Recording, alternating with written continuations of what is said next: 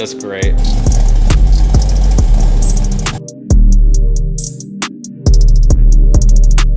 We are in Michigan in an undisclosed location, and we are going to be interviewing Mike Purzycki and his rally Jeep. You have got like one of the most interesting rally cars slash builds in general that we've ever seen. Can you walk us around and kind of tell us more about it? Yeah, well, it's a Jeep Scrambler. I built it in '81 and came out with it in '82 at the Press On Regardless rally. That was the first rally we ran in '82 with it. What's kind of left from the original Jeep that this was at one point? Well, basically the frame and body. Yep. That's about it. But a lot of people ask me about this air dam. In fact, it was in Road and Track one time, and they named it my barn door aerodynamics. Yeah. Yep. But the reality is it keeps the water under the vehicle when you go through a water hole. Because first thing with a Jeep, when you go through a water hole, the water splashes forward and just, you can't see nothing. It just covers the windshield. I put these little teeny tires on it. It looks kind of goofy, but they work well. That's actually the first time I ever ran rally tires was within the last couple of years. I see your very awesome minimalistic door handles. This is how you open the door. Just great. It's so great. What's going on here inside the cockpit? Well, you know, it's I got a rev limiter in it. Right now I got it set at 6. When back in my days, I used to have it at 7. Got pro lights over there, and if I have a problem with like the transmission overheating or the engine overheating or low oil pressure, it just lights up and damn near blinds you. Because when you're driving, I never look at the gauges. Although the gauges, if they're correct, they'll all be pointing straight up. And you can kind of just glance at them. And if they're all straight up, then everything's good. But the pro lights are nice because if you have time to look at your gauges, you're not going fast enough.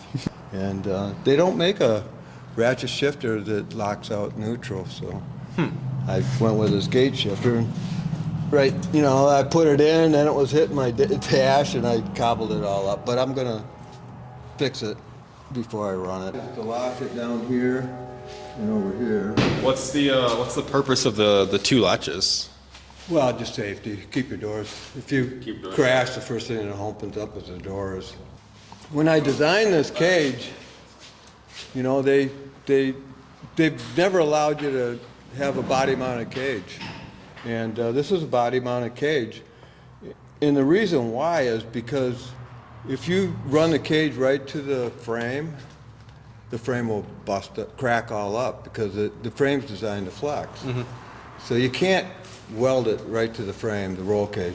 So I designed it, every place it goes down where it's mounted, it's reinforced underneath, and usually that's where it reinforces to the body or to the frame through rubber. Mm-hmm. And my seats are mounted to the roll cage, my steering wheel's mounted to the roll cage, the windshield's mounted to the roll cage, everything's mounted to the roll cage. When I went to Pikes Peak, you know, they were really impressed with it, and you know, it was a FIA approved cage at the time. Now, you know, ARA won't let me run it. They won't let me run it because it's got a fiberglass top, but if you look inside here, you can't even see any fiberglass anywhere. That's all metal. Right there, that little teeny bit over there, that's all you can see. Yep. But you really gotta look for it though. No sense arguing with them. This up here is the transmission oil cooler. No wait, this is the engine oil cooler, I'm sorry. I had to increase the size of it when I ran up Pikes Peak in '89 or '90 because there's less oxygen up near the top of the hill. Yep. And I had water spraying down on the radiator. I had a tank in the passenger side and had water spraying on the radiator. And this other one is the transmission oil cooler. And I've never changed it because they always keep everything nice and cool. Yeah, this is the breather for the differential. Goes into the pot here. There's a little filter in it. Cool. How big of a fuel cell are you running? 22 gallons. 22 gallons? Yeah. Gotcha. I've replaced that quite a few times over the years. But And then I see you've got rear-mounted battery and a battery box. We've got some spare tools here, like jack and miscellaneous stuff. What's in this little white box? oh, it's a first aid kit. It's required. Gotcha. You know, but stuff in Oh, yeah, that's stuff in it. it might be about 20 years old. We'll see. I hope there's not too moldy in there. Oh my gosh, there's nothing. You know, it's got an AMC 401 in it, turbo 400 automatic. You could not drive this car if it was a stick shift. It just would be impossible. It's got so much power, you just spin your tires and you couldn't drive it. I had a sponsorship with some people who made these hood scoops. And it is a functional hood scoop, and I had some extra ones, so I put one on the Cherokee as well to make it look similar. This little flap goes down in front, and hopefully, you know, Get some. who knows what, if some of the stuff I come up with works, but it's to keep the water out of the, and I got a bunch of holes drilled around the bottom of this thing, so if water does get in there, it'll fall through. My original motor, I never blown a 401 or an AMC engine, but I had this engine, we built it specially for Pikes Peak, and it's been in ever since '89, you know. The nice thing about American V8s, it's super cheap horsepower. You don't have to work on them. Yeah. I love vehicles you don't have to work on. I race it, I wash it, and it's ready for the next race. There you go. Yeah. Pretty AMC cool. 401. Very Turbo cool. 400 automatic, and a 44 front rear. I ran it for many years with 427 gears. Now I run 373s because I got these little tires on it to try to get it lower to the ground and stuff. And so I put, What's done to your braking system on this? well, I don't know if I should even say it, but the whole time I've owned this thing, you were never able to lock up the brakes.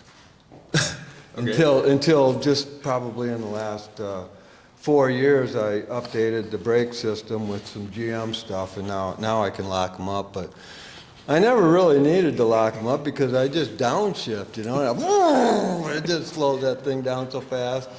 And I got a manual valve body in the automatic transmission, you know. So when you pull it down second at 80 miles an hour, it just slows you slows down. it down real quick, Yeah. you know.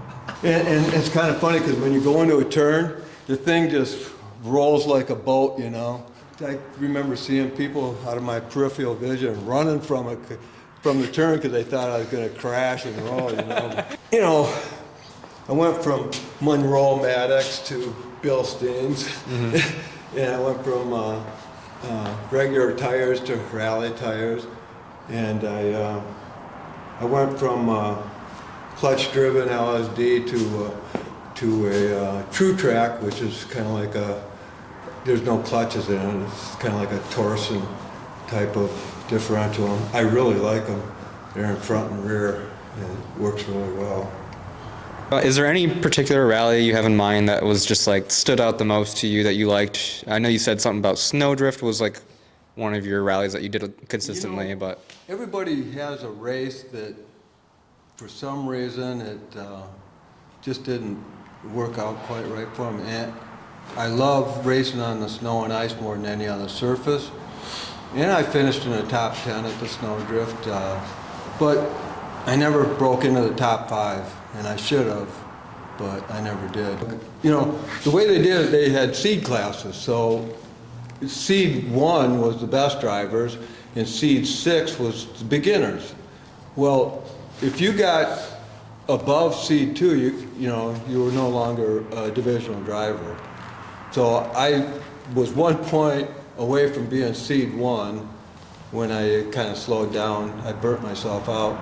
But, so I was basically, I got national points, but I also got divisional points. And, you know, that was pretty cool the way they did it back then, you know. so tell us about your history with sponsorship then. Like, how did you go about, have you ever profited from a rally, like had enough sponsorship it paid for the event? When you get a sponsorship, they might say, well, we'll give you so much if you finish first, second, third. I would always say no.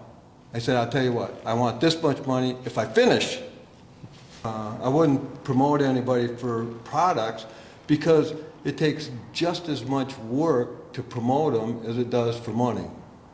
So you might as well just hold out and try to get money out of them if you're finishing well and stuff like that.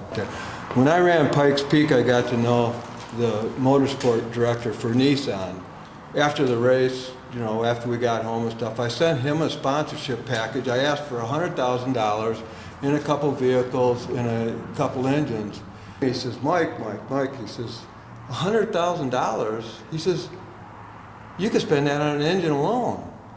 He says, sponsors, if you don't ask for enough money from a sponsor, they're not going to sponsor you because they don't think that you're going to be successful because you're asking for too little. I had a pivotal moment there where you want to ask for way more than you might need. Mm-hmm. Like to run the national series, you could probably spend $2 million, you know? Yeah, easily. I mean, you see these other, like even regional teams at Snowdrift, some of them were showing up in semi-trucks and paid crew, chefs, all that. But back in the 80s, if you had an aluminum open trailer, you were like one of the top racers. Really? Yep. Yeah, a van and an open aluminum trailer. You know, nobody had enclosed trailers back in the 80s. Yep. I really put a lot of effort into getting sponsorship, and I did okay. You know, I got some vehicles out of it and stuff like that. But it's really hard. I had a hard time getting money out of the people, and I think a lot of the reason was because I really didn't have the marketing expertise. I did well, but you know, I think in today's world, you almost have to hire a marketing person to go out and get you sponsors. I mean, their main concern is that you're not going to embarrass them. You know? You don't have to win, but you have to finish consistently well, and you got to promote yourself well. You got to go to car shows. You got to go to grand openings. You got to make sure you get in the press. Or, you know, with Facebook stuff now, you know. I don't know if they even have magazines. I've been in all kinds of magazines, and I was interviewed by ESPN, Chris Economaki, and all that kind of stuff back in the days, you know.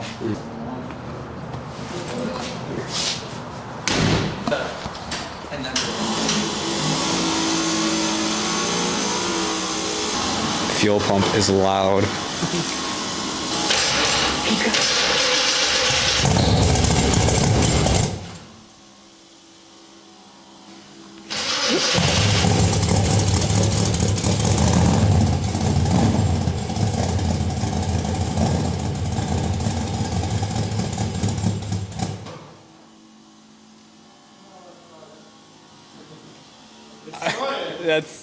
That's okay.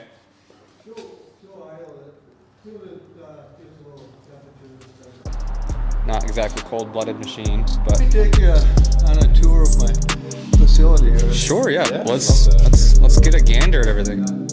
Yeah. Wow. So full SEMA, and you've raced it at what were the events you said you did again? I haven't raced. Oh, I raced Empire Hill Climb with it. Oh, this is beautiful. Oh no, this is a Volvo. Oh. Download Mini is like Factory 5 in the United States. Okay. This is a fiberglass body that was made in England.